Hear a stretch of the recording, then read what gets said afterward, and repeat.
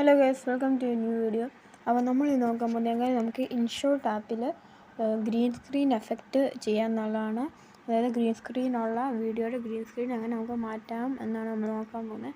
അപ്പോൾ അതിനുവേണ്ടി ഇൻഷോട്ടിനകത്ത് വീഡിയോയിൽ പോവുക, ന്യൂ വീഡിയോ എടുക്കുക, നമുക്ക് വേണ്ട ഗ്രീൻ സ്ക്രീൻ ഉള്ള ആ വീഡിയോ സെലക്ട് ചെയ്യുക. ഞാനിപ്പോൾ ഇവിടെ ഒരു ഗ്രീൻ സ്ക്രീൻ എഫക്റ്റാണ് എടുത്തിരിക്കുന്നത്. നിങ്ങൾക്ക് നിങ്ങളുടെ പ്രൊജക്റ്റിനകത്ത് എവിടെയാണോ ഗ്രീൻ സ്ക്രീൻ എഫക്റ്റ് വേണ്ടത് ആ ഒരു ഭാഗത്ത് ഈ ഒരു ഗ്രീൻ സ്ക്രീൻ വീഡിയോ നിങ്ങൾ ആഡ് ചെയ്യുക. അപ്പോൾ അതൊരു ഇങ്ങനെ വരും. നമ്മൾ ആ ഒരു വീഡിയോ സെലക്ട് ചെയ്യാനായിട്ട് സൈഡിൽ കൺട്രോൾ പാനലിൽ സൈഡിലോട്ട് പോവുക.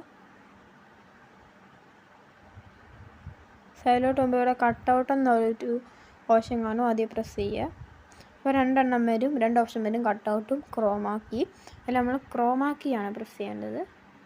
അപ്പം അവിടെ ഇങ്ങനൊരു സാധനം വരും, നമ്മൾ അതനുസരിച്ച് ഒന്ന് സെറ്റ് ചെയ്ത് കൊടുക്കുക.